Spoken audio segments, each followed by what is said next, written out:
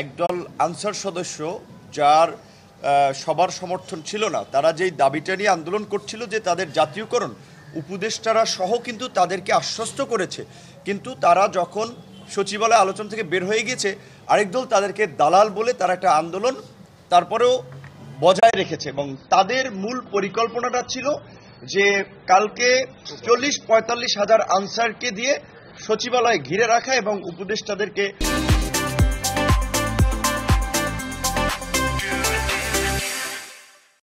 বের হতে না দিয়ে সচিবালয়ে একটা তাণ্ডব চালানো, যেটা গোয়েন্দা সংস্থার প্রতিবেদন সহ আমরা বিভিন্নভাবে জানতে পেরেছি। এবং আপনারা জানেন যে আনসারের দুইটা আপনার প্রক্রিয়া আছে। একটা হচ্ছে যে ব্যাটালিয়ন, সেখানে প্রায় 18,000 সদস্য, আর যারা ব্যাটালিয়ন ছাড়া সেখানে প্রায় আপনার 5 লক্ষের মতো সদস্য।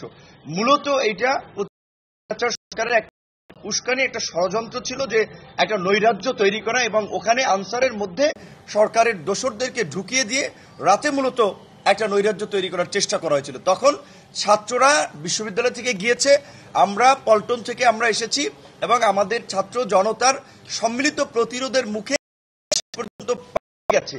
সেখানে আপনারা একটা বিষয় লক্ষ্য করেন যে তারা যদি দাবি দেওয়া আদায় করতে আসতো, এই আন্দোলনের খুবই পরিচিত মুখ হাসনাত আবদুল্লাহ সহ আরো কয়েকজনকে তাদেরকে কিন্তু মারধর করে ফেলে পারিয়েছে। যে তিনি বলেছেন যে তাদের আপনার এই যে হ্যামোরেজ হয়েছে, আপনার রক্তক্ষরণ হয়েছে, বা এইদিকে তারা শারীরিকভাবে হয়তো ফেটে যায় নাই, কেটে যায় নাই, কিন্তু ভিতরগতভাবে যে আঘাত পেয়েছে, কারণ এতটা তারা অ্যাগ্রেসিভ ছিল।